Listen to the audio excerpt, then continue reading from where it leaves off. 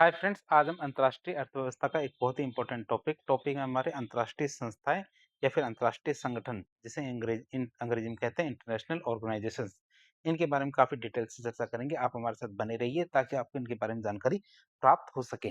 तो इसके अंदर हम तीन संस्थाओं के बारे में अध्ययन करेंगे। तीन संस्थाएं कौन कौन सी है? पहला तुम्हारा विश्व बैंक, जिसे वर्ल्ड बैंक ग्रुप भी कहते हैं। दूसरा हमारे क्या, अंतर्राष्ट्रीय मुद्रा कोष, इंटरनेशनल मॉनेटरी फंड या IMF। और तीसरा हमारा कौन सा, विश्व व्यापार संगठन, वर्ल्ड ट्रेड ऑर्गेनाइजेशन या फिर WTO। तो WTO के बारे में तो हमने पहले ही जानकारी ले ली है। आज हम विश्व बैंक और अंतर्राष्ट्रीय मुद्रा कोष के बारे में जानकारी लेंगे।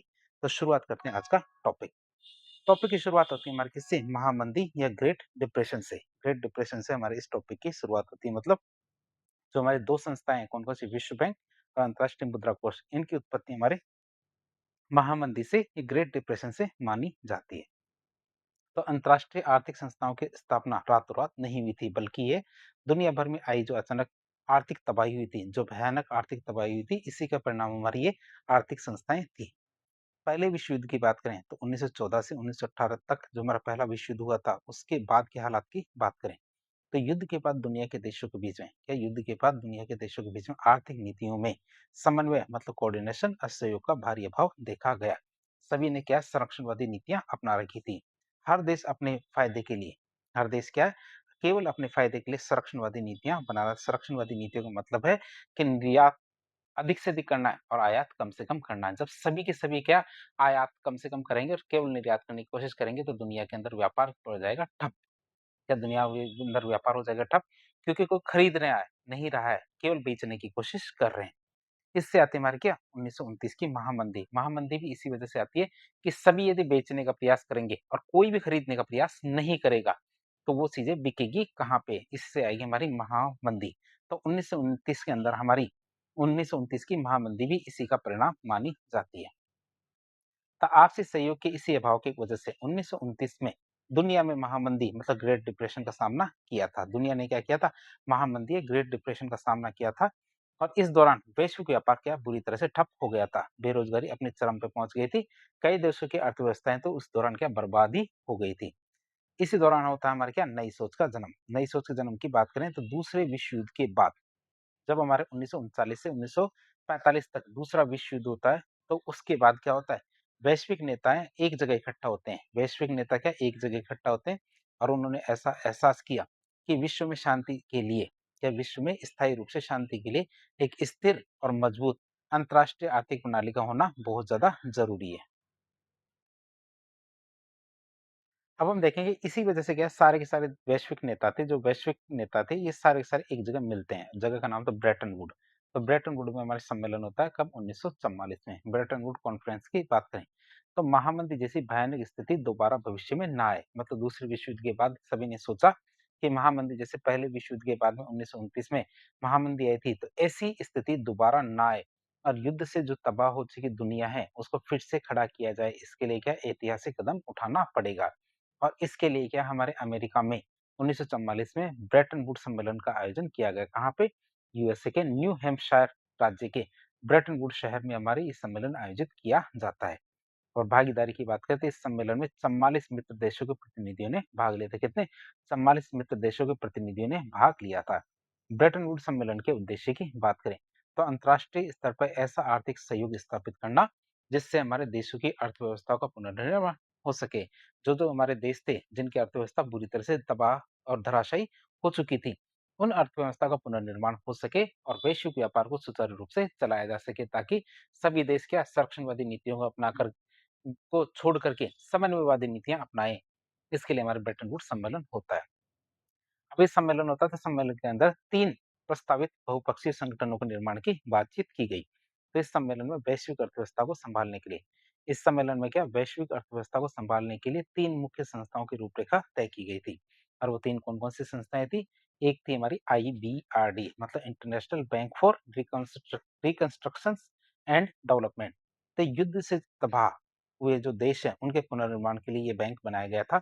यही आज के विश्व बैंक के सबसे प्रमुख हिस्सा है। कौन से, IBRD हमारे क्या, विश्व बैंक का सबसे प्रमुख हिस्सा है। दूसरा था IMF मतलब इंटरनेशनल मॉनेटरी फंड। तो ये हमारे वैश्विक व्यापार में स्थिरता लाने के लिए और भुगतान संतुलन मतलब बैलेंस ऑफ पेमेंट के संकट से निपटने के लिए आईएमएफ की स्थापना की गई थी। बात करें तो तीसरी संस्था आती है हमारे आईटीओ। आईटीओ जिसे इंटरनेशनल ट्रेड ऑर्गेनाइजेशन कहते हैं। ये अंतर्राष्ट्रीय व्यापार के नियम तय करने के लिए बनाया गया। तो एक तरह से देख सकते हैं ब्रेटन वुड्स सम्मेलन में वैश्विक अर्थव्यवस्था को संभालने के लिए 3 प्रमुख संस्थाएं कौन-कौन सी? आईबीआरडी, आईएमएफ और आईटीओ, इनका गठन की बातचीत की गई थी। तो सबसे खास बात क्या थी? खास बात ये थी आईबीआरडी मतलब विश्व बैंक और हमारे आईएमएफ दोनों की स्थापना इसी सम्मेलन में हो गई थी। इसलिए अर्थशास्त्र में इन दोनों को ब्रेटन वुड्स की जुड़वा बहनें कहते हैं। ब्रेटन वुड्स ट्विन्स कहा जाता है, परंतु यूएस सीनेट की मंजूरी नहीं मिलने की वजह से आईटीओ मतलब अंतर्राष्ट्रीय व्यापार संगठन की स्थापना नहीं हो पाई थी। ये आप याद रहेंगे। अब दोनों संस्थाओं के बारे में डिटेल से देख लेते हैं। कौन-कौन सी? एक तो विश्व बैंक और उसके बाद देखेंगे आईएमएफ। विश्व बैंक की बात करें जिसे वर्ल्ड बैंक कहते हैं, तो विश्व बैंक वैश्विक स्तर पर अत्यधिक गरीबी को कम करने या वैश्विक स्तर पर अत्यधिक जो गरीबी है उसको कम करने और विकासशील देशों के आर्थिक और सतत विकास को बढ़ावा देने वाली एक बहुत ही महत्वपूर्ण अंतर्राष्ट्रीय वित्तीय संस्था है। बात करें इसकी स्थापना की तो 1944 में इसकी स्थापना हुई थी। कब? ब्रेटन वुड्स सम्मेलन के दौरान। इसका मुख्यालय कहाँ? वाशिंगटन डीसी, अमेरिका में इसका मुख्यालय। बात करें विश्व बैंक का लक्ष्य क्या है? मुख्य लक्ष्य इसका दुनिया भर में अत्यधिक जो गरीबी है, एक्सट्रीम पॉवर्टी, इसका उन्मूलन करना इसका उद्देश्य है। प्रत्येक देश में सबसे गरीब जो 40% आबादी है, इसकी आय को बढ़ाकर साझा समृद्धि लेके आना तो दूसरा लक्ष्य है। पहला लक्ष्य तो अत्यधिक जो गरीबी है, एक्सट्रीम पॉवर्टी, इसका उन्मूलन करना। दूसरा लक्ष्य हमारे देश में सबसे गरीब 40% आबादी की आय बढ़ा करके साझा समृद्धि लेके आना, दूसरा लक्ष्य है। तीसरा लक्ष्य आता है हमारा पर्यावरण के अनुकूल या पर्यावरण के अनुकूल सतत मतलब सस्टेनेबल विकास परियोजनाओं को वित्तीय सहायता देना, इसका तीसरा लक्ष्य है। तो इस तरह से हमने क्या विश्व बैंक के तीनों लक्ष्यों के बारे में देख लिया। अब विश्व बैंक और विश्व बैंक समूह दोनों की बात करते हैं। कई बार क्या दो शब्द आते हैं, एक तो वर्ल्ड बैंक आता है और एक वर्ल्ड बैंक ग्रुप, दोनों में क्या अंतर है? तो इन दोनों के बीच में अंतर समझना बहुत ज्यादा जरूरी है। बात करें विश्व बैंक क्या है? विश्व बैंक का मतलब क्या है? इसमें मुख्य रूप से दो संस्थाएं शामिल होती हैं। विश्व बैंक में क्या दो संस्थाएं शामिल होती हैं, एक तो आईबीआरडी और एक आईडीए। आईबीआरडी क्या करती है? सरकारों को लोन देती है। आईबीआरडी क्या करती है? सरकारों को लोन देती है और आईडीए सबसे गरीब देशों को अनुदान या सॉफ्ट लोन देती है। आप इसे याद रखेंगे, आईबीआरडी तो सरकारों को लोन देती है और आईडीए हमारी क्या सबसे गरीब देशों को अनुदान या सॉफ्ट लोन देती है। तो इन दोनों संस्थाओं को मिलाकर के हमारे विश्व बैंक का निर्माण होता है। दूसरा हमारे कौन सा? विश्व बैंक समूह, डब्ल्यूबीजी। तो इसमें विश्व बैंक की दो संस्थाओं के साथ साथ ये जो हमारे आईबीआरडी और आईडी है, इनके साथ साथ तीन अन्य संस्थाएं भी जुड़ जाती है। जैसे हमारे आईएफसी है, ये निजी क्षेत्र के लिए होती है। मिगा, एमआईजीए, ये राजनीतिक जोखिम बीमा के लिए होती है। आई और आईसीएसआईडी या आईसीएसआईडी, ये निवेश विवाद सुलझाने के लिए होती है। तो कुल मिला के पांचों पांच संस्थाएं मिलकर हमारे विश्व बैंक समूह का निर्माण करती है, वर्ल्ड बैंक ग्रुप का निर्माण करती है। अब हम देखेंगे विश्व बैंक की जो संगठनात्मक संरचना उसकी बात करें, तो विश्व बैंक का संचालन मुख्य रूप से दो शासी निकायों के द्वारा किया जाता है, मतलब गवर्निंग बॉडीज के द्वारा किया जाता है। कौन सी बॉडीज है? सबसे ऊपर होता है board of governors. Board of governors की बात करें तो विश्व बैंक की सर्वोच्च नीति निर्माता संस्था है। कि विश्व बैंक की सर्वोच्च नीति निर्माता संस्था कौन सी? Board of governors. इसमें प्रत्येक सदस्य देश का प्रतिनिधि, क्या प्रत्येक सदस्य देश का एक प्रतिनिधि जो आमतौर पे क्या वित्त मंत्री होता है वो शामिल होता है। हर देश का एक वित्त मंत्री यहाँ पे शामिल होता है और इसकी बैठक वर्ष में एक बार जरूर होती है। किसकी? बोर्ड ऑफ गवर्नर्स की बैठक हमारे वर्ष में एक बार होती ही होती है। इसके नेतृत्व में हमारे क्या कार्यकारी निदेशक मतलब बोर्ड ऑफ एग्जीक्यूटिव डायरेक्टर्स, ये बैंक के दैनिक कार्य, प्रशासनिक नीतियों और ऋणों की मंजूरी को संभालता है। ये हमारे कार्यकारी निदेशक क्या करता है? बैंक के दैनिक कार्य, प्रशासनिक नीतियां और ऋणों की मंजूरी को संभालता है। और इसमें कुल 25 कार्यकारी निदेशक होते हैं। कितने? कुल 25 कार्यकारी निदेशक होते हैं जो सभी 189 सदस्य देशों का प्रतिनिधित्व करते हैं। तो ये तो हमने विश्व बैंक का संगठनात्मक संरचना देख ली। फिर एक बात करें टैसिट एग्रीमेंट की। टैसिट एग्रीमेंट क्या है उसकी बात करें तो टैसिट एग्रीमेंट एक तरह का अलिखित समझौता होता है। ये केवल बातचीत से किया हुआ समझौता या अलिखित समझौता है। तो अंतर्राष्ट्रीय राजनीति में ब्रेटन वुड्स संस्थाओं के नेतृत्व को लेके, ये हमारे ट्विन्स है, ये एक तो आईएमएफ है और एक वर्ल्ड बैंक है। इनके नेतृत्व को लेके अमेरिका और यूरोप के बीच में एक अलिखित समझौता है जिसे टैसिट एग्रीमेंट कहते हैं। और इस समझौते में क्या लिखा हुआ है? बात करें कि विश्व बैंक का अध्यक्ष, तो ये सहमति है कि विश्व बैंक का प्रमुख हमेशा एक अमेरिकी आदमी ही होगा। विश्व बैंक का हेड कौन होगा? हमेशा एक अमेरिकी नागरिक ही होगा। और आईएमएफ के हेड की बात करें तो आईएमएफ का प्रमुख इसके विपरीत अंतर्राष्ट्रीय मुद्रा कोष या आईएमएफ का प्रमुख हमेशा एक यूरोपीय नागरिक होगा। इंटरनेशनल मॉनेटरी फंड की बात करें तो इसका हेड हमेशा कौन होगा? एक यूरोपीय नागरिक होगा, जबकि हमारे विश्व बैंक का हेड हमेशा कौन होगा? अमेरिकी नागरिक ही होगा। अब हमने पहले ही देख लिया था विश्व बैंक समूह में हमारे 5 संस्थाएं काम करती है और 5 संस्थाएं कौन कौन सी आप इसे याद रखेंगे। पहली संस्था आती है हमारी कौन सी, आईबीआरडी, मतलब पुनर्निर्माण और विकास के लिए अंतर्राष्ट्रीय बैंक या फिर international bank for reconstruction and development. ये हमारे इंटरनेशनल नहीं है, इंटरनेशनल है। फिर बात करें हमारी दूसरी संस्था आती है हमारे अंतर्राष्ट्रीय विकास संघ, जिसे आईडीए कहते हैं, मतलब इंटरनेशनल डेवलपमेंट एसोसिएशन। तीसरी आती है अंतर्राष्ट्रीय वित्त निगम, मतलब इंटरनेशनल फाइनेंस कॉर्पोरेशन, मतलब आईएफसी। चौथी आती है बहुपक्षीय निवेश गारंटी एजेंसी, मतलब मल्टीलेटरल इन्वेस्टमेंट गारंटी एजेंसी, मीगा। और पांचवी आती है हमारी कौन सी, निवेश विवादों के निपटारे के लिए अंतर्राष्ट्रीय केंद्र, मतलब international centre for settlement of investment dispute, मतलब आईसीएसआईडी। तो इस तरह पांचों की पांच संस्थाएं मिलकर हमारे विश्व बैंक समूह का निर्माण करती है। अब एक एक करके इन संस्थाओं के बारे में देख लेते हैं। पहली संस्था आती है हमारी कौन सी, आईबीआरडी, जिसका पूरा नाम होता है पुनर्निर्माण और विकास के लिए अंतर्राष्ट्रीय बैंक। जैसा कि नाम से ही पता चलता है, या नाम से ही पता चलता है कि ये क्या है। आईबीआरडी विश्व बैंक समूह की सबसे पुरानी और मुख्य ऋणदाता संस्था है। आईबीआरडी क्या है, विश्व बैंक समूह की सबसे पुरानी और मुख्य ऋण प्रदाता संस्था है। दूसरे विश्व युद्ध के बाद जो तबाह हुई यूरोपीय अर्थव्यवस्था है, उनके पुनर्निर्माण के लिए इसकी स्थापना की गई थी। कि दूसरे विश्व युद्ध में जो हमारी अर्थव्यवस्थाएं बहुत सारी तबाह हो गई थी यूरोप की, उनके पुनर्निर्माण के लिए इसकी स्थापना की गई थी। इसका सदस्य बनने की क्या शर्त है, तो आईबीआरडी का सदस्य बनने के लिए किसी भी देश का अंतर्राष्ट्रीय मुद्रा कोष का सदस्य होना अनिवार्य है। वर्तमान में इसके कितने सदस्य, 189 सदस्य देश हैं। तो जो आईएमएफ का सदस्य है, वही हमारे क्या आईबीआरडी का सदस्य बन सकता है। अध्यक्ष की बात करें वर्तमान में, मतलब 2023 से विश्व बैंक के अध्यक्ष भारतीय मूल के अजय बंगा है। आप इसे याद रखें, कौन है हमारे आईबीआरडी के अध्यक्ष, हमारे भारतीय मूल के अजय बंगा। संचालन प्रणाली की बात करें तो ये एक तरह की कंपनी की तरह संचालन किया जाता है। इसका संचालन कैसे किया जाता है, एक कंपनी की तरह किया जाता है। तो आईबीआरडी एक कॉर्पोरेट कंपनी की तरह काम करता है। सदस्य देश क्या करते हैं, इसके शेयरधारक होते हैं, स्टेक होल्डर होते हैं, शेयर होल्डर्स होते हैं। ध्यान रखना, जो सदस्य देश होते हैं इसमें शेयर होल्डर्स होते हैं। जिस देश के पास जितने अधिक शेयर होते हैं, उसकी वोटिंग पावर, मत मूल्य उतना ही अधिक होता है। जैसे अमेरिका है तो अमेरिका का मत मूल्य हमेशा ज्यादा होता है। क्यों, क्योंकि उसके इसके अंदर सबसे ज्यादा शेयर होते हैं। पूंजी के स्रोत की बात करें तो पैसा कहाँ से लेके आता है आईबीआरडी, जो विकास के लिए और अर्थव्यवस्थाओं को दोबारा से बनाने के लिए पैसा देता है। तो पैसा कहाँ से लेके आता है, पूंजी का स्रोत क्या है, तो आईबीआरडी क्या करता है, करों से पैसा नहीं बांटता। क्या, टैक्सेस से पैसा नहीं बांटता। ये हमारे अंतर्राष्ट्रीय वित्तीय बाजारों में अपने ट्रिपल ए, मतलब ए रेटेड बॉन्ड बेचकर पैसा जुटाता है। कौन सा बॉन्ड, ए रेटेड बॉन्ड बेच के पैसा जुटाता है और उसे विकासशील देशों को देता है। जो पैसा आता है, जैसे सीधी-सीधी बात है, आईबीआरडी क्या करता है? आईबीआरडी अपने एएए रेटेड बॉन्ड जो है वो जारी करता है, और उन बॉन्डों को हमारे क्या, जो बाकी के देश है उनको खरीदना पड़ता है। वो देश क्या, एएए बॉन्डों को खरीदेंगे और बदले में देंगे पैसा। उस पैसे को वो क्या करते हैं, देशों को, विकासशील देशों को देते हैं। उन पैसे को किसको देते हैं, विकासशील देशों को देते हैं। अब आगे देखते हैं कि पैसा कहाँ से आएगा, ये तो हमने देख लिया। अब ब्याज दर की बात करते हैं। तो चूंकि पैसा बाजार से उठाया जाता है, इसलिए उसके ऋण पूरी तरह से मुफ्त नहीं होते हैं। क्यों, क्योंकि ये ऋण देता है किसे, हमारे देशों को पुनर्निर्माण के लिए, तो बदले में क्या, ब्याज भी लेता है। क्यों, क्योंकि जिन्होंने इनके बॉन्ड खरीदे उनको भी तो ब्याज देना है। इसलिए ये ऋण क्या पूरी तरह से मुफ्त नहीं होते। हालांकि इनकी ब्याज दरें व्यावसायिक बैंकों की तुलना में काफी कम और रियायती होती है। अब हम देखेंगे आईबीआरडी कौन-कौन से काम करता है, उनके मुख्य कार्यों की बात करें। पहला काम होता है इसका वित्तीय सहायता। तो भौतिक आधारभूत ढांचे जैसे सड़क, बिजली, शिक्षा, चिकित्सा, गरीबी निवारण जैसी जो विकासात्मक गतिविधियां, उनके लिए दीर्घकालिक लोन देना, ऋण देने का काम करता है हमारे आईबीआरडी। आर्थिक सहयोग की बात करें तो सदस्य देशों के बीच में आर्थिक सहयोग को प्रोत्साहित करना। क्या, सदस्य देशों के बीच में आर्थिक सहयोग को प्रोत्साहित करना। परामर्श सेवाओं की बात करें तो सदस्य देशों को आर्थिक नीतियां सुधारने के लिए, क्या, सदस्य देशों को आर्थिक नीतियां सुधारने के लिए रणनीतिक सलाह और तकनीकी सहायता उपलब्ध कराना तीसरा कार्य है, जिसमें परामर्श सेवाएं आती है।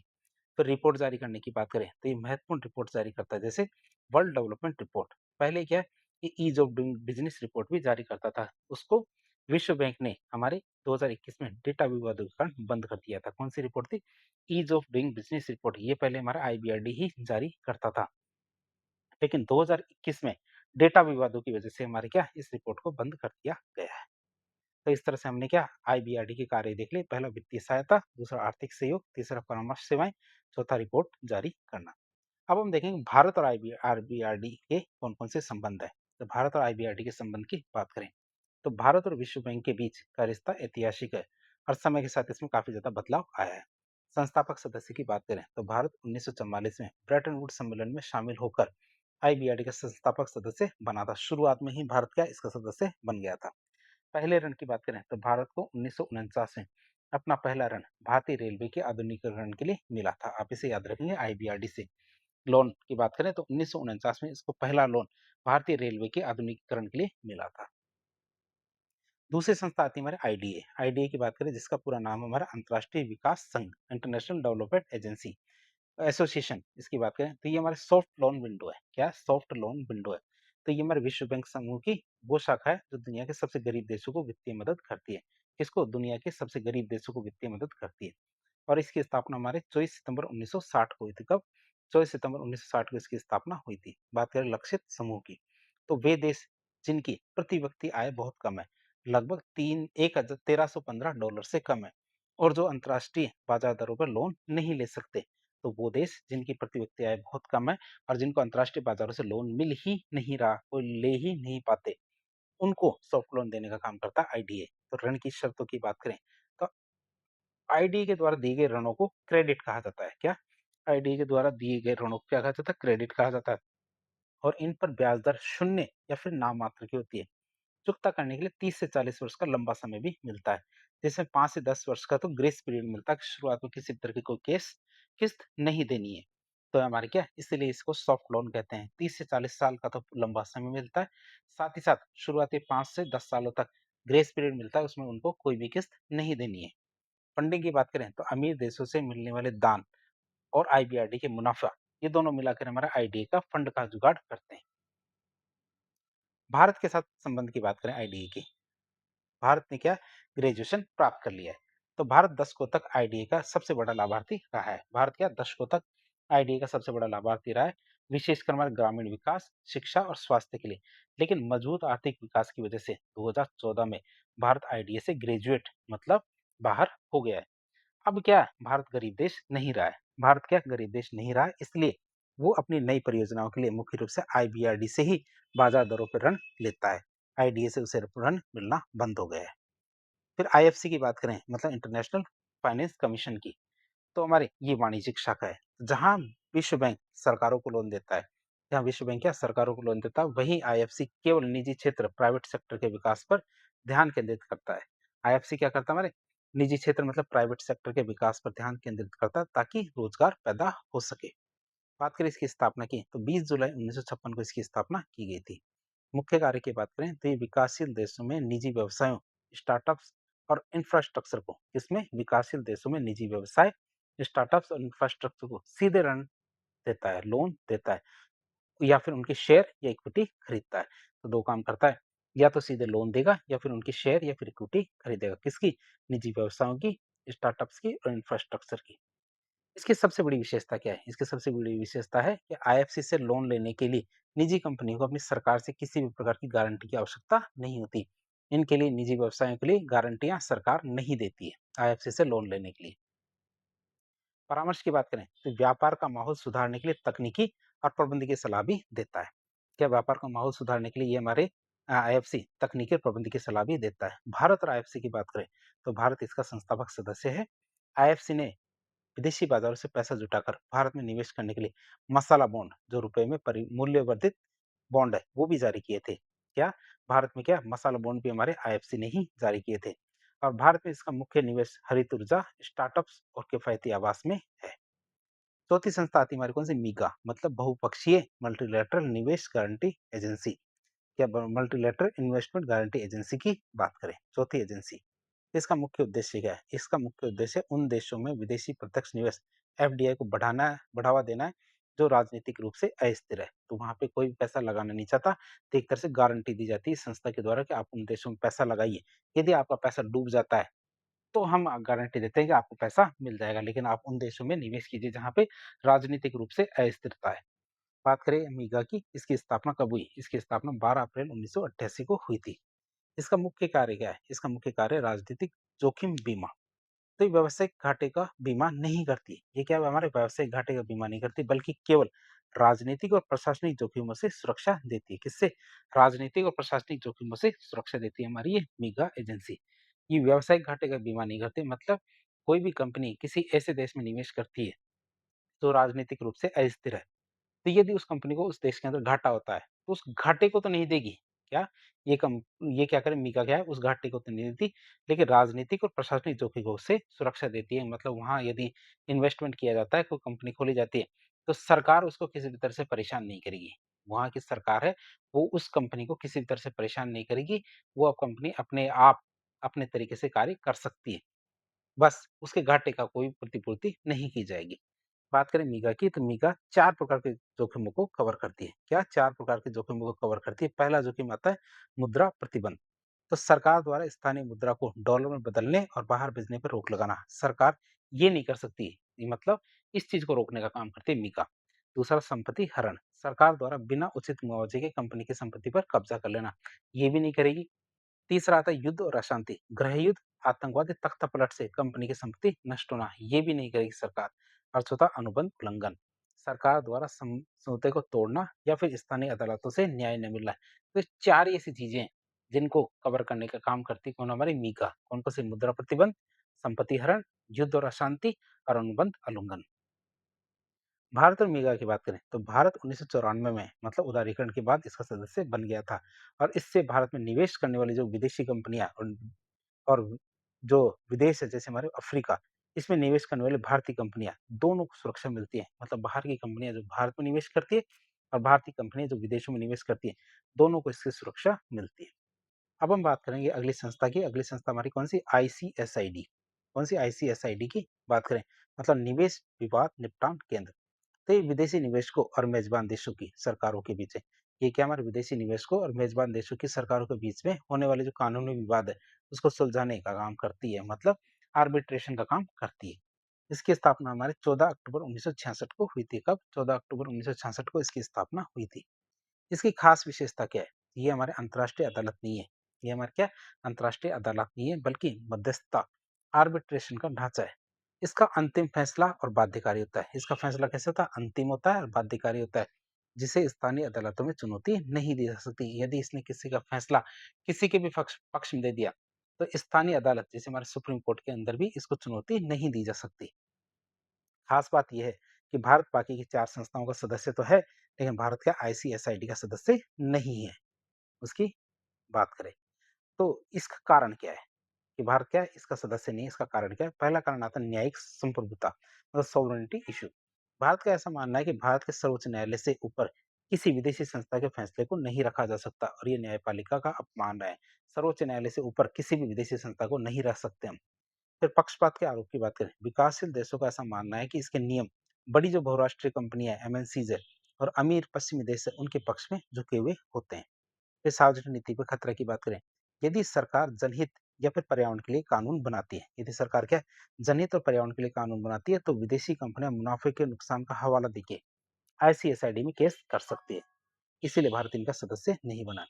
अब भारत के विकल्प की बात करें, मॉडल बिट की, जिसकी मॉडल बिट की बात करें, तो भारत अपनी मॉडल द्विपक्षीय निवेश संधि मॉडल बिट का उपयोग करता है। इसके तहत विदेशी कंपनियों को अंतर्राष्ट्रीय मध्यस्थता में जाने से कम 5 वर्ष, और अब इसे घटा के 1-2 वर्ष करने पर विचार चल रहा है, तक भारत की स्थानीय अदालतों में समाधान खोजना अनिवार्य है। बात करें, भारत इसके लिए एक विकल्प ला रहा है। विकल्प क्या है?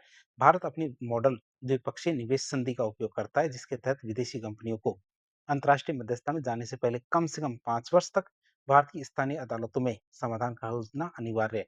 इसके अलावा भारत क्या है, अनसिट्रल के नियमों को प्राथमिकता देता है। UNCITRAL अनसिट्रल के नियम उनको प्राथमिकता दे रहा है, जबकि हमारे 5 वर्ष को घटा के से 1-2 वर्ष करने का विचार चल रहा है। तो इस तरह से हमने वर्ल्ड बैंक की 5 जो एजेंसियां हैं उनके बारे में तो देख लिया। अब हम देखेंगे किसके बारे में, अगली एजेंसी आती है हमारी कौन सी? IMF, जिसे अंतर्राष्ट्रीय मुद्रा कोष कहते हैं। तो अब इसके बारे में भी देख लेते हैं। अंतर्राष्ट्रीय मुद्रा कोष मतलब IMF वैश्विक आर्थिक स्थिरता सुनिश्चित करने वाली सर्वोच्च संस्था है। क्या? वैश्विक आर्थिक स्थिरता सुनिश्चित करने वाली सर्वोच्च संस्था है। बात करें इसकी स्थापना की, तो हमने पहले ही देख लिया था, 1944 के ब्रेटन वुड्स सम्मेलन के दौरान इसकी स्थापना की गई थी। मुख्यालय कहाँ है? अमेरिका में, वाशिंगटन DC। इसके कुल कितने सदस्य हैं? 190।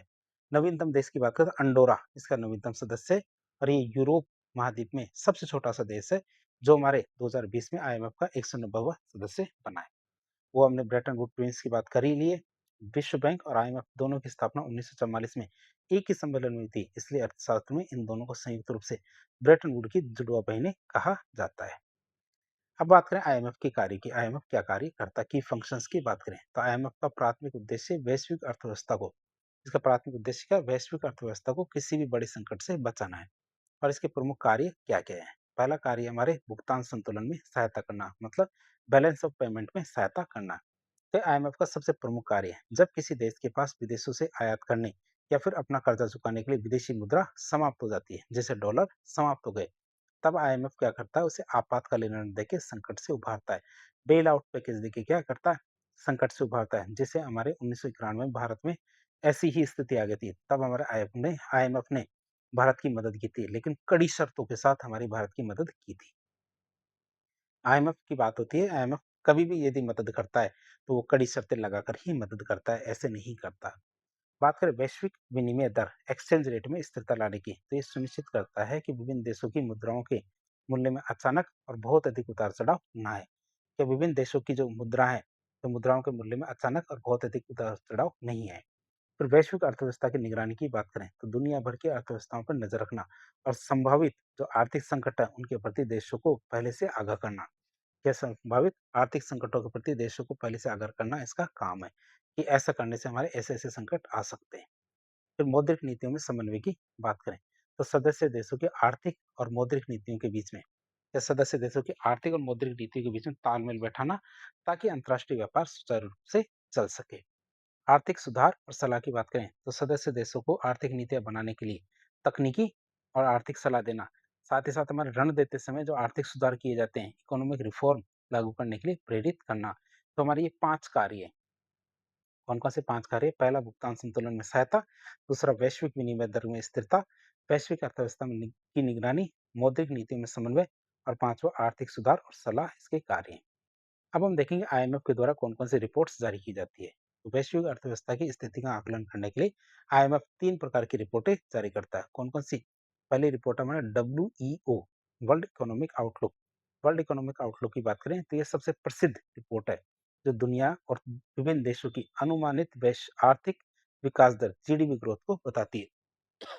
पूरी दुनिया की और अलग-अलग देशों की जो अनुमानित आर्थिक विकास दर है, कि अगले साल ये देश इतना विकास तेजी से करेगा, उसके बारे में बताती है। फिर ग्लोबल फाइनेंशियल स्टेबिलिटी रिपोर्ट, मतलब जीएफएसआर, ग्लोबल फाइनेंशियल स्टेबिलिटी रिपोर्ट की बात करें तो ये रिपोर्ट हमारे वैश्विक वित्तीय प्रणाली और शेयर बाजारों के जोखिम का आकलन करती है। तो रिपोर्ट क्या करती है? वैश्विक वित्तीय प्रणाली और शेयर बाजारों के जोखिम का आकलन करती है। फिर बात करें राजकोषीय निगरानी रिपोर्ट की, किसकी? राजकोषीय निगरानी रिपोर्ट की बात करें तो फिस्कल मॉनिटर रिपोर्ट, एफएमआर, इस सरकारों के खर्च, कर्ज और राजकोषीय घाटे पर नजर रखती है। ये हमारे क्या करती है? सरकारों के खर्च, कर्ज और राजकोषीय घाटे पर नियंत्रण रखती है। अब हम देखेंगे हमारे आईएमएफ के त्रिस्तरीय संरचना, स्ट्रक्चर की बात करें आईएमएफ की, तो आईएमएफ का कामकाज और प्रशासन 3 स्तरों पर बटा हुआ है। आईएमएफ का जो कामकाज है और प्रशासन है, ये हमारे क्या 3 स्तरों पर बटा हुआ है। पहला स्तर आता है board of governors. Board of governors की बात करें तो इसकी भूमिका क्या है? तो ये आईएमएफ की सर्वोच्च नीति निर्माता और निर्णय लेने वाली संस्था है। आईएमएफ के सबसे टॉप लेवल की कौन सी संस्था है? Board of governors. सदस्य की बात करें तो इसमें प्रत्येक सदस्य देश के 2 प्रतिनिधि भाग लेते हैं। जो भी हमारा सदस्य देश है उसके 2 प्रतिनिधि इसमें भाग लेंगे। एक तो देश का वित्त मंत्री मतलब गवर्नर, और केंद्रीय बैंक का प्रमुख जो वैकल्पिक गवर्नर है, ये 2 सदस्य भाग लेते हैं। तो भारत से तो वित्त मंत्री आता है और दूसरा आरबीआई का गवर्नर आता है। तो हर देश से 2 सदस्य आते हैं बोर्ड ऑफ गवर्नर्स में। निर्णय प्रक्रिया की बात करें वोटिंग पावर की, तो आईएमएफ में महत्वपूर्ण फैसले लेने के लिए 85% मत की आवश्यकता होती है। चूंकि हमारे अमेरिका के पास अकेले के पास 16.5% मत है, इसलिए इसे अमेरिका की वीटो पावर भी कहा जाता है। क्यों? क्योंकि अमेरिका यदि किसी चीज को मना कर देगा तो वो कभी भी डिसीजन नहीं हो सकता। क्यों? क्योंकि अकेले अमेरिका के पास इसमें 16.5% मत है, और जबकि कोई फैसला लेना होगा तो 85% मत की तो जरूरत पड़ेगी ही पड़ेगी। फिर दूसरा स्तर पे आता है हमारा कौन सा? कार्यकारी निदेशक, जिसे एग्जीक्यूटिव डायरेक्टर्स कहते हैं। तो भूमिका की बात करें इसकी, तो आईएमएफ के दिन प्रतिदिन मतलब डे टू डे निर्णय लेने और ऋणों को मंजूरी देने का काम यही संस्था या यही बोर्ड करता है। जो दिन प्रतिनिधि दिन के निर्णय लेने और ऋणों की जो मंजूरी देने का काम है, वो यही करती है। संख्या की बात करें तो इसमें कुल 24 कार्यकारी निदेशक होते हैं, जो हमारे 190 देशों का प्रतिनिधित्व करते हैं। भारत के प्रतिनिधित्व की बात करें तो वर्तमान में मतलब नवंबर 2022 से भारत की ओर से आईएमएफ के कार्यकारी निदेशक कौन है? हमारे डॉक्टर कृष्णमूर्ति सुब्रमण्यम। आप इसे याद रखेंगे, डॉक्टर कृष्णमूर्ति सुब्रमण्यम भारत की ओर से आईएमएफ के कार्यकारी निदेशक है। तीसरे स्तर पे आता है कौन हमारे? प्रबंध निदेशक, जिसे मैनेजिंग डायरेक्टर कहते हैं। इसकी भूमिका की बात करें तो प्रबंध निदेशक आईएमएफ के पूरे स्टाफ का प्रमुख होता है। प्रबंध निदेशक क्या होता है? आईएमएफ के पूरे स्टाफ का प्रमुख या हेड होता है और अंतर्राष्ट्रीय स्तर पर संस्था का प्रतिनिधित्व करता है। अंतर्राष्ट्रीय स्तर पर क्या करता है? संस्था का प्रतिनिधित्व करने का काम कौन करता है? प्रबंध निदेशक या मैनेजिंग डायरेक्टर। वर्तमान प्रमुख की बात करें तो क्रिस्टेलिना जॉर्जिवा इनकी हेड है, मैनेजिंग डायरेक्टर है और ये बुल्गारिया की नागरिक है और टैसिट समझौते के तहत आईएमएफ का हेड हमेशा एक यूरोपीय नागरिक ही होगा। उप प्रबंधक की बात करें एफडीएमडी की तो भारतीय मूल की अमेरिकी नागरिक गीता गोपीनाथ वर्तमान में आईएमएफ की उप प्रबंधक निदेशक है। आप इसे याद रखें, कौन? गीता गोपीनाथ। बात करें आईएमएफ की कोटा प्रणाली की, आईएमएफ की कोटा प्रणाली की बात करें, कोटा सिस्टम की, तो आईएमएफ में कोई देश कितना शक्तिशाली होगा और कितना लोन मिलेगा उसे, कितना लोन मिलेगा, उसकी बात का कितना महत्व होगा, ये इसकी बात का कितना महत्व होगा, यह सब उसके देश के कोटा के द्वारा तय किया जाता है। कोटा प्रणाली में मुख्य रूप से चार बातें देखी जाती है। कितनी? कोटा प्रणाली से मुख्य रूप से चार बातें निर्धारित होती है। कौन कौन सी बातें? पहला योगदान। कौन सी बात निर्धारित होती है? पहला योगदान मतलब सब्सक्रिप्शन या कंट्रीब्यूशन। इसका मतलब क्या है? जब कोई देश आईएमएफ का सदस्य बनता है तो उसे एक निश्चित राशि उसमें जमा करानी होती है और इसे ही कोटा कहा जाता है। बात करें भुगतान का तरीका, जो धनराशि निश्चित की जाती है कि उसे जो धनराशि इसमें जमा करानी है तो वो कैसे देगा पैसे। बात करें तो 75% धन कैसे देगा? देश अपनी खुद की स्थानीय मुद्रा जैसे भारत रुपए में जमा करवाता है। 75% पैसा तो क्या अपनी खुद की स्थानीय मुद्रा में जमा करा सकता है और 25% धन दुर्लभ मुद्रा या फिर हार्ड करेंसी में जमा कराना पड़ता है। दुर्लभ मुद्रा या फिर हार्ड करेंसी में जमा कराना पड़ता है। हार्ड करेंसी क्या होती है? हार्ड करेंसी वो मुद्रा होती है जिसे पूरी दुनिया में आसानी से स्वीकार किया जाता है, जैसे हमारे डॉलर, यूरो। तो ये ऐसी मुद्रा है जिसको पूरी दुनिया में आसानी से स्वीकार कर लिया जाता है। फिर बात करें हमारे रिजर्व ट्रेंच की। किसकी बात करें? रिजर्व ट्रेंच की बात करें तो ये क्या है? तो जो 25% धन हार्ड करेंसी के रूप में आईएमएफ के पास जमा होता है, जो 25% धन हमारे हार्ड करेंसी के रूप में आईएमएफ के पास जमा होता है, उसे रिजर्व ट्रेंच कहते हैं। और संकट के समय कोई भी देश, सदस्य देश, इस पैसे को बिना किसी शर्त या ब्याज के वापस निकाल सकता है। मत मूल्य की बात करें, वोटिंग पावर या वोट वैल्यू की बात करें, तो आईएमएफ में संयुक्त राष्ट्र मतलब यूएन की तरह एक देश एक वोट का नियम नहीं चलता है। या यूएन में जैसे एक देश एक वोट का नियम चलता है, वैसे हमारे आईएमएफ में ऐसा कोई नियम नहीं चलता है। जिस देश का कोटा जितना अधिक होगा, या जिस देश का कोटा या योगदान जितना अधिक होगा, उसकी वोटिंग पावर मतलब मत मूल्य भी उतना ही ज्यादा होगा। वर्तमान की बात करें तो वर्तमान में अमेरिका का कोटा सबसे ज्यादा है, इसलिए उसकी वोटिंग पावर लगभग 17% मतलब 16.5% है। और 85% बहुमत के नियमों के कारण कोई भी बड़ा फैसला अमेरिका की वीटो के बिना नहीं लिया जा सकता। मतलब हर बात के लिए अमेरिका को खुश करना जरूरी है। ऋण क्षमता की बात करें, क्रेडिट कैपेसिटी की बात करें, तो कोटा ही तय करता है कि कोई देश आर्थिक संकट के समय आईएमएफ से कितना अधिक लोन ले सकता है। किसी देश में यदि संकट आ जाए तो कोटा ही तय करेगा कि कोई देश आर्थिक संकट के समय आईएमएफ से कितना अधिक लोन ले पाएगा। सीमा की बात करें तो एक वर्ष में कोई सदस्य देश अपने कोटे का 200% तक लोन ले सकता है। जितना उसका कोटा है उसका 200% तक लोन ले सकता है। और कुल मिला के देखें तो अपने कोटे का अधिकतम 600% तक वो लोन ले सकता है। तो अपने कोई भी सदस्य अपने कोटे का 200% तक लोन ले सकता है और कुल मिला के देखें तो वो 600% से ज्यादा लोन नहीं ले सकता। आप इसे याद रखेंगे। फिर बात करें एचडीआर के आवंटन की। इसकी बात करें एचडीआर के आवंटन की बात करें तो जिस देश का कोटा जितना अधिक होगा उसे आईएमएफ उतनी ही अधिक मात्रा में एचडीआर मतलब स्पेशल ड्रॉइंग राइट्स आवंटित करेगा। क्या करेगा? एचडीआर मतलब स्पेशल ड्रॉइंग राइट्स आवंटित करेगा जिसका कोटा जितना अधिक होगा।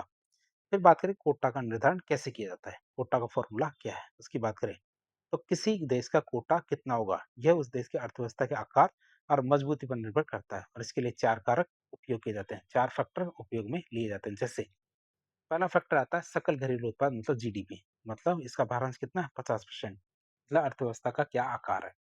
फिर अर्थव्यवस्था का खुलापन ओपननेस की बात करें तो इसका भारांश है 30%। मतलब देश का अंतर्राष्ट्रीय व्यापार कितना है। तीसरा था अर्थव्यवस्था की गतिशीलता मतलब वेरिएबिलिटी, जिसका भारांश दिया गया 15%। मतलब अर्थव्यवस्था में कितने उतार चढ़ाव आते हैं। चौथा आता फॉरेक्स रिजर्व मतलब विदेशी मुद्रा भंडार, इसका भारत से 5%, मतलब देश के पास कितना हार्ड करेंसी है। तो इस तरह से देखते हैं कोटा का निर्धारण कैसे होता है, कोटा फॉर्मूला का। तो इसके लिए 4 कारक उपयोग करते हैं। इसको तय करने के लिए 4 कारकों का उपयोग करते हैं। एक तो जीडीपी, एक हमारा अर्थव्यवस्था के खुलापन, अर्थव्यवस्था की गतिशीलता और विदेशी मुद्रा भंडार। बात करें कोटा सुधार, कोटा समीक्षा की। तो कोटा सुधार, कोटा समीक्षा की बात करें, कोटा रिव्यू की, तो वैश्विक अर्थव्यवस्था हमेशा बदलती रहती है, इसलिए आईएमएफ के नियमों के अनुसार हर 5 साल में ये कोटा की समीक्षा की जाती है। विवाद कहाँ रहता है? विवाद रहता है भारत, चीन और ब्राजील जैसे जो विकासशील देश है, इनकी अर्थव्यवस्था बहुत तेजी से बढ़ रही है, इसलिए वो अपना कोटा बढ़ाने की मांग कर रहे हैं। लेकिन अमेरिका और यूरोपीय देश क्या है, अपनी वोटिंग पावर मतलब शक्ति को कम करना नहीं चाहते। वो लेटेस्ट में देखें 14वां कोटा समिति, तो इसके तहत बड़े बदलाव किए गए थे। हमारे इसके तहत क्या बड़े बदलाव किए गए थे? विकासशील देशों के कोटे में 6% की वृद्धि हुई थी और चीन दुनिया का तीसरा सबसे बड़ा कोटा धारक बन गया था। कौन? चीन दुनिया का तीसरा सबसे बड़ा कोटा धारक बन गया था। और भारत की बात करें तो भारत का भी कोटा बढ़ गया है। तो भारत के कोटा को बढ़ा के 2.75 कर दिया गया है। तो भारत को 8वां सबसे बड़ा कोटा धारक बनाया गया है। तो पहले क्या 2.67 था, इसको बढ़ाकर कितना 2.75 कर दिया गया है भारत का भी कोटा, और भारत क्या 8वें नंबर पे आ गया है। 15वें कोटा समीक्षा की बात करें तो हाल ही में संपन्न हुई 15वीं समीक्षा में विकासशील देशों के दबाव के कारण कोई भी विकासशील क्या विकसित देशों के दबाव के कारण कोई भी बड़ा परिवर्तन नहीं किया गया है। अब हम देखेंगे एचडीआर के बारे में, विशेष आहरण अधिकार की बात करें, स्पेशल ड्राइंग राइट्स की बात करें, तो एचडीआर क्या होता है? एचडीआर अंतर्राष्ट्रीय मुद्रा कोष की एक बहुत ही विशेष और तकनीकी अवधारणा होती है। एचडीआर क्या होती है? अंतर्राष्ट्रीय मुद्रा कोष की एक बहुत ही विशेष और तकनीकी अवधारणा होती है। मतलब एचडीआर क्या है? ये आईएमएफ के द्वारा बनाई गई एक अंतर्राष्ट्रीय रिजर्व संपत्ति होती है। क्या? रिजर्व एसेट है, जिसका उपयोग सदस्य देश अपने विदेशी मुद्रा भंडार को मजबूत करने के लिए करते हैं। स्थापना कब हुई? इसकी स्थापना 1969 में हुई थी। शुरुआत में हमारे एक एसडीआर का मूल्य 1 अमेरिकी डॉलर या फिर 0.88 ग्राम सोने के बराबर हुआ करता था। पेपर गोल्ड की बात करें, चूंकि यह सोने की तरह मूल्यवान है, एसडीआर का मतलब क्या है? एसडीआर सोने की तरह मूल्यवान होता है और अंतर्राष्ट्रीय स्तर पर स्वीकार्य भी होता है। इसलिए इसका भौतिक रूप मतलब नोट या सिक्के नहीं होते, बल्कि इसे अर्थशास्त्र में पेपर गोल्ड कहा जाता है। क्या कहते हैं इसको? पेपर गोल्ड कहते हैं। ये वास्तविक सोना नहीं होता, लेकिन सोने का वैल्यू रखता है, मतलब 0.88 ग्राम के बराबर वैल्यू रखता है एक एसडीआर का मूल्य। फिर एचडीआर के बास्केट की बात करें, एचडीआर बास्केट क्या है? तो वर्तमान में एचडीआर का मूल्य दुनिया की 5 सबसे मजबूत मुद्राओं के औसत के आधार पर तय किया जाता है। ये दुनिया की 5 सबसे मजबूत मुद्राओं के औसत के आधार पर तय करते हैं। और ये 5 कौन सी मुद्राएं हैं? एक तो हमारी यूएस डॉलर है, दूसरा हमारी यूरो है, तीसरा चीनी युआन जिसे रेनमिनबी कहते हैं, और इसे सबसे अंत में मतलब 2016 में बास्केट में डाला गया था। तो हमारे पहले नंबर पर अमेरिकी डॉलर, दूसरा यूरो का यूरो, तीसरा चीन का युआन या रेनबिनबी, चौथा हमारे जापान का येन, पांचवा ब्रिटिश पाउंड जिसे स्टर्लिंग कहते हैं। तो 5 ऐसी मुद्राएं हैं जिनके औसत के आधार पर हमारे क्या एचडीआर का मूल्य तय किया जाता है। एचडीआर को काम में कहाँ लेते हैं? एचडीआर के उपयोग की बात करें तो एचडीआर कोई सामान्य मुद्रा नहीं है, इसे नागरिक बाजार में खर्च कर सके। इसका उपयोग केवल आईएमएफ के सदस्य देशों को की सरकारों को के बीच में, जो उनकी सरकारें हैं उनके बीच में, या फिर उनके केंद्रीय बैंकों के बीच में, उनके केंद्रीय बैंकों के बीच में संप्रभु भुगतान मतलब सोवरेन पेमेंट या फिर आईएमएफ को ऋण चुकाने के लिए किया जाता है। तो इस तरह आज एक लेक्चर के जरिए हमने अंतर्राष्ट्रीय 2 संस्थाएं कौन कौन सी विश्व बैंक और आईएमएफ के बारे में काफी डिटेल से जानने की कोशिश की। इस प्रकार के इन्फॉर्मेटिव वीडियो देखने के लिए हमारे चैनल से जुड़े। वीडियो यदि पसंद आता तो वीडियो को लाइक करें, चैनल को सब्सक्राइब करें, अपने दोस्तों के साथ शेयर करें। धन्यवाद।